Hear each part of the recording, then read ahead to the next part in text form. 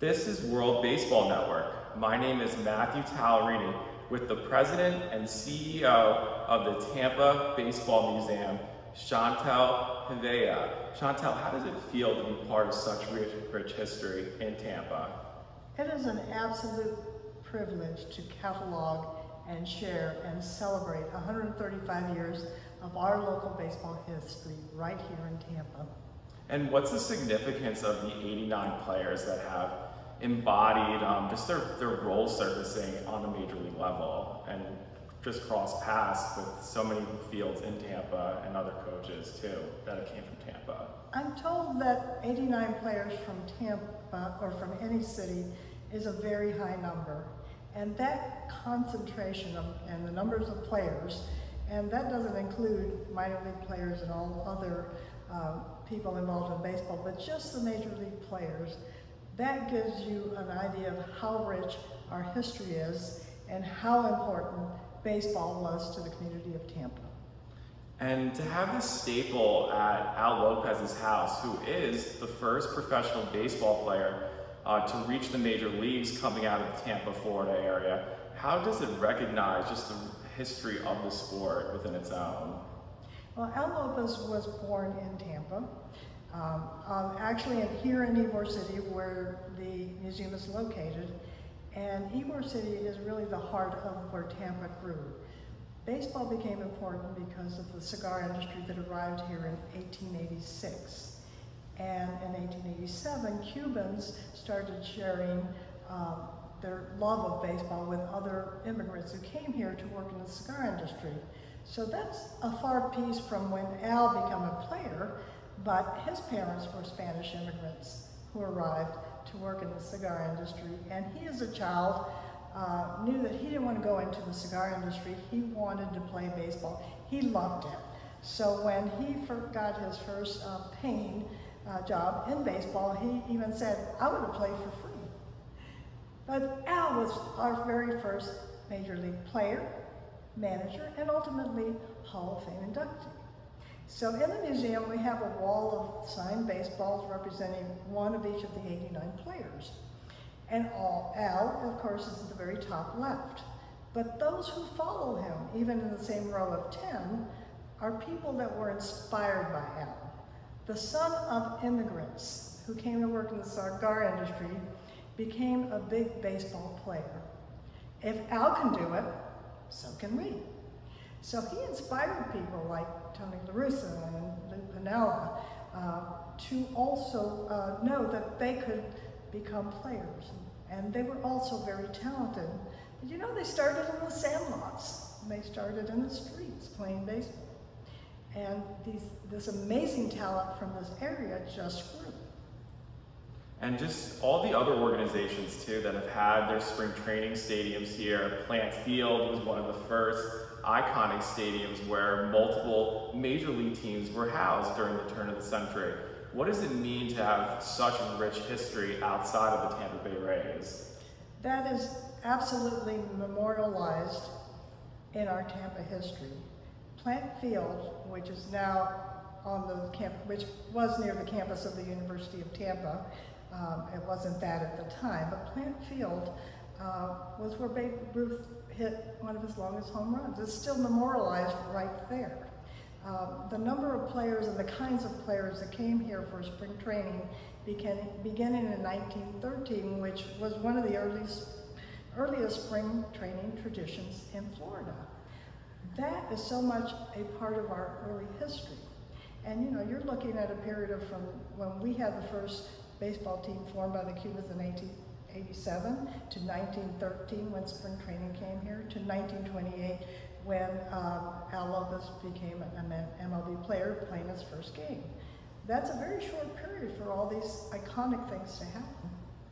And what does it mean to see just managers just bestow the hallowed area of Tampa, just seeing Lou Pinella, Tony La Russa, just configuring the managerial circuit of baseball. It's truly amazing to see World Series champions that have had their managerial careers in the major leagues.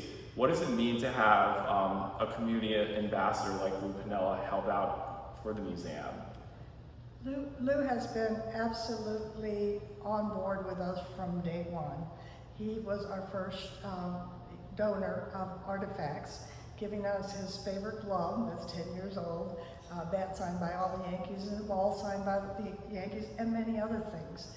He embraced the concept of what it means to have a museum in Tampa, and he's been part of our whole tradition ever since.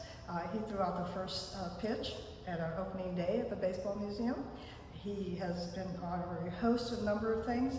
And you know, there are a lot of other alumni that have come and helped us fortify the museum. Either they enjoy it, they've done signings or whatever, but I think that they have embraced this. Now, let's talk about the managers. We've had 5 managers from Tampa, and you've mentioned a couple of them. But Lou Pinella and the current Rays manager, Kevin Cash, are both from Tampa. How amazing that the Tampa Bay's Major League team has had 2 managers that actually played ball and became Major League players that are from Tampa. That's, to me, 2 out of the 5 is a pretty good number. Yeah, I'll say it's just truly amazing to see just the growing of the baseball community in Tampa, and it's evolving throughout Little League, high school, and the college universities that are based here as well. What would you say out of the players that have recognized this museum, who are the most potent players that have or that are starting to really just see the circuit of where the museum is going? Well, you know, there are so many to mention that it's hard to pick a few, but beyond, you know, we have artifacts for Tony La Russa, we have artifacts for Steve Garvey, you know, we have one of the newest players, we have his artifacts, which is Pete Alonso, who's also from Tampa. We have his signed cleats that were game worn, and we received him the year, which is 2019, when he was the National League's Rookie of the Year. That's exactly 50 years after Lou Pinella was the Rookie of the Year for the American League. What a wonderful coincidence. We see those relationships everywhere you go. You know, some of the well-known players, some of them have come here and some of them have had the chance, are people like Dave Magadan, who was actually Lou Pinella's cousin. Most people don't know that, but 2 cousins with such talent. You know, we have his World Series jersey here in the museum. You know, Tito Martinez, Fred McGriff, Gary Sheffield. They have signed giant baseball cards that we have of them. So many different players that have come here. You know, there's almost too many to mention. And what would you say is the most interesting, historic, just trace mark of Tampa rich history? I mean, we were listening before about the Cubans settling here in the 1800s and just the other teams that have pioneered their way through to this current stage. What has just eye-scoped you about the history of Tampa's rich history of baseball? I just think it's the amount of passion that has grown in this area. We have a 135-year history. It starts with amateur leagues, and you know, we are in front of the early days museum. And you know, at that time the cigar factories had teams. We had the leagues had their own teams. We had the mutual aid societies with support of the different immigrant groups fielded teams.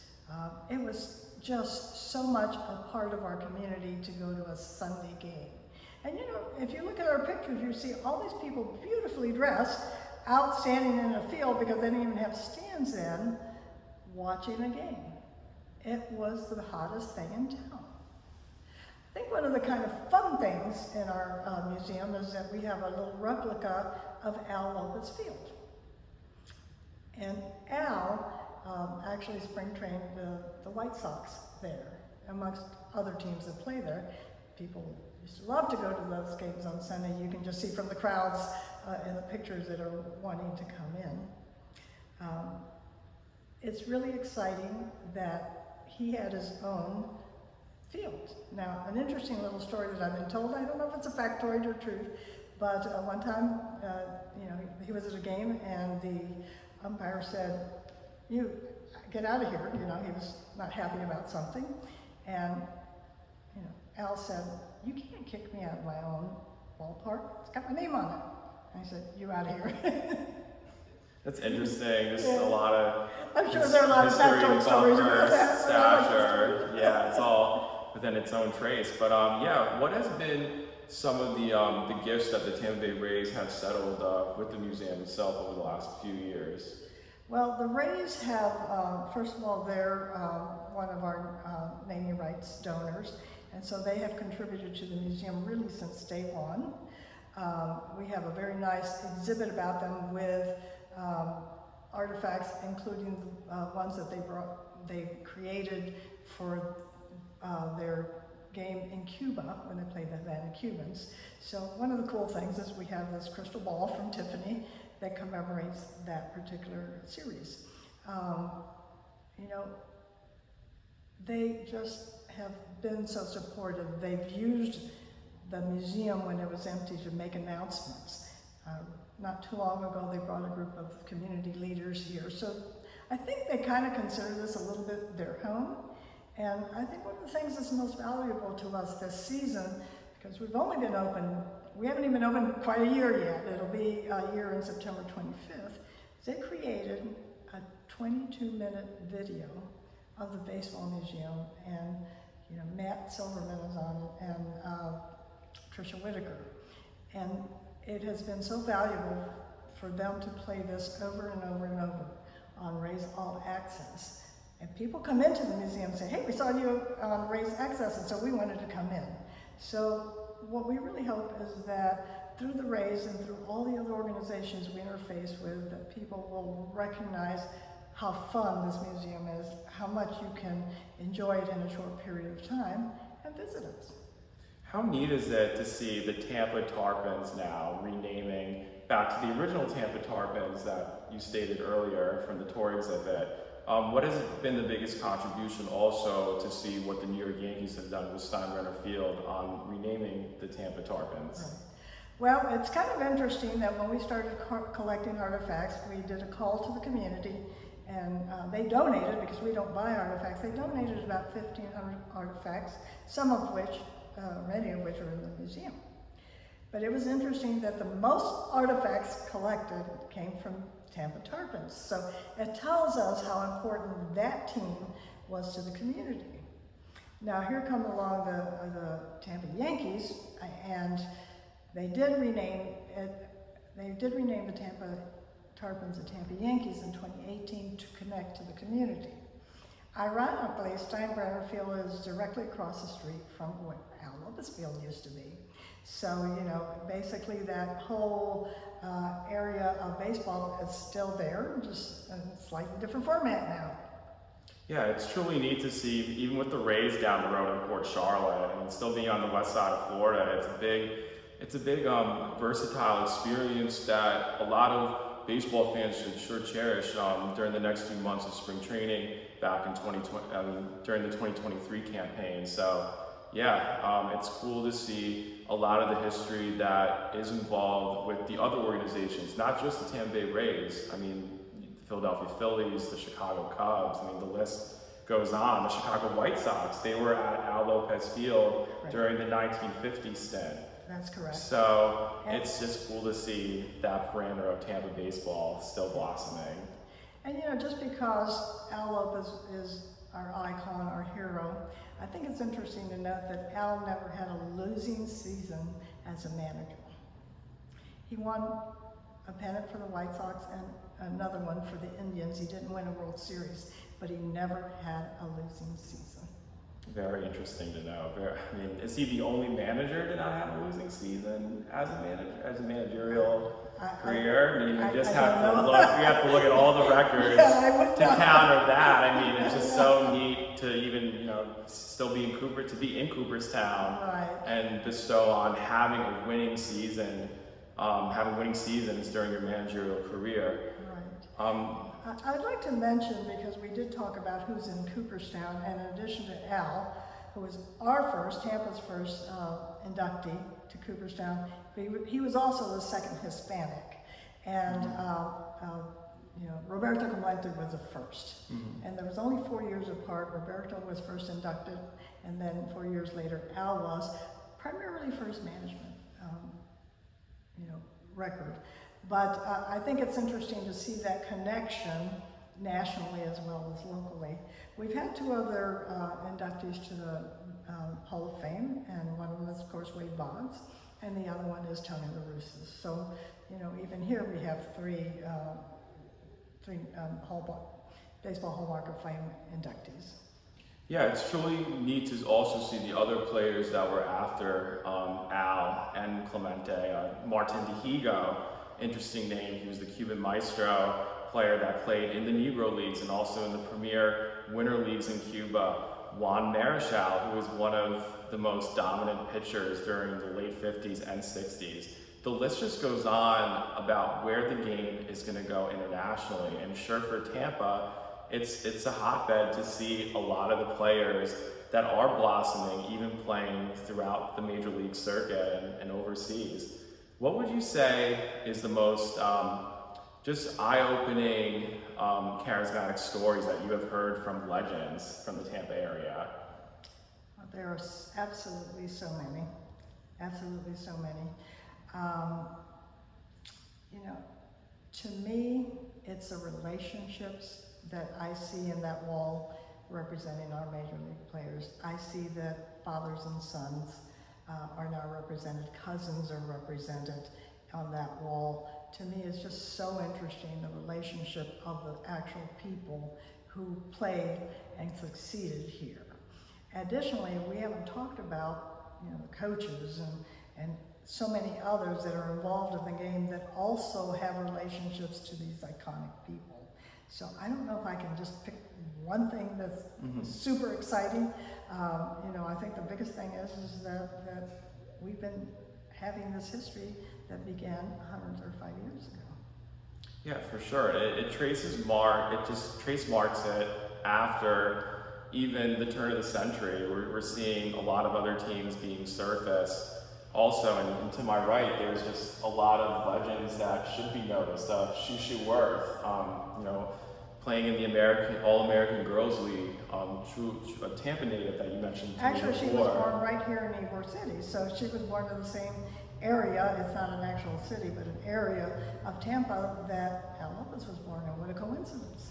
Yeah, very, very interesting to see a lot of the artifacts tracing, with the history itself in Tampa. What would you say about the history of when the Tampa Bay Rays first came during their expansion year, how Wade Boggs was such a very, just eye-opening player to the Tampa Bay Rays organization, along with getting his 3,000th hit as a home run?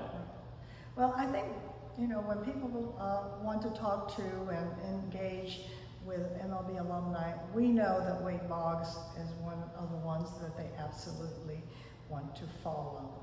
He still has that persona, that charisma to engage with his former fans and people who are still his fans. Wade recently came to one of our events, which was to celebrate baseball, and he was so very gracious and engaging and had conversations with people and signing autographs, all night long. And we just so much appreciated that. He's an icon in our community.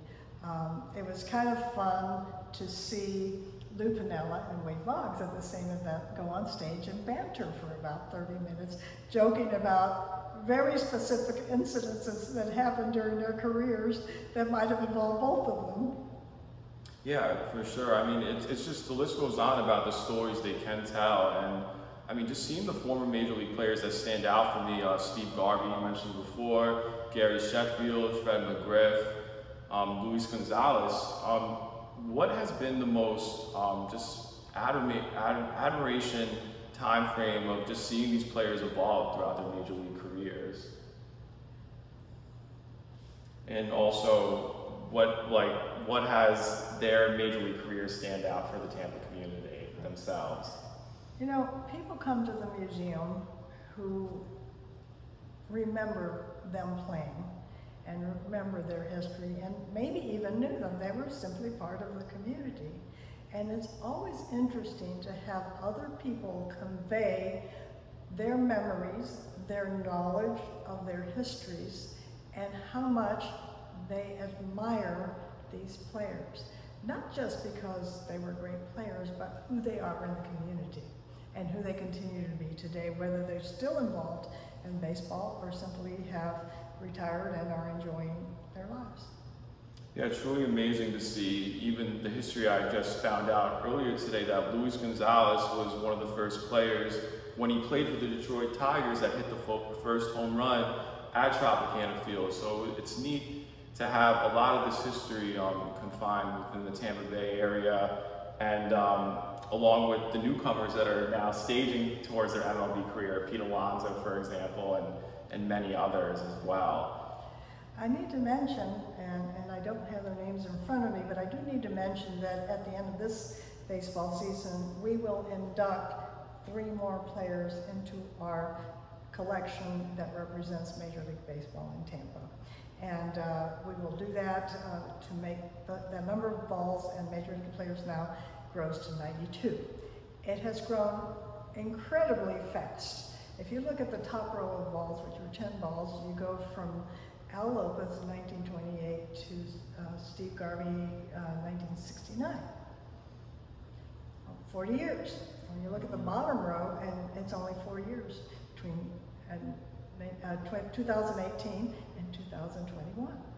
It's amazing how quickly our own community is feeding the Major League Baseball. It's interesting to note too that John Henry Pop Lloyd was from the Tampa area. How is his history enriched in the Tampa baseball community?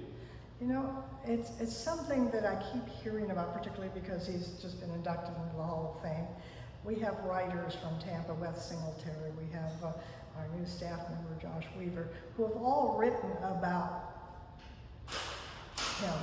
And I think people understand what his significance was to baseball in general. Yeah, it's truly neat to see. I mean, just a lot of the historic end of these players come to light due to what's been happening from December of 2020 and the history of the Negro Leagues that is pairing with Major League Baseball, and this year with Buck O'Neil. A lot of history has been traced with the Tampa baseball area and for the Negro Leagues also. In the history of baseball in Tampa, which were the most famous leagues that pretty much are being more exposure, or giving more exposure for the museum itself? You mean Major Leagues? Major Leagues and the industrial leagues that you had mentioned prior. Right. So Major Leagues, obviously the leagues that some of our icons have coached or managed. You know, certainly the New York Yankees have a very big presence in Tampa.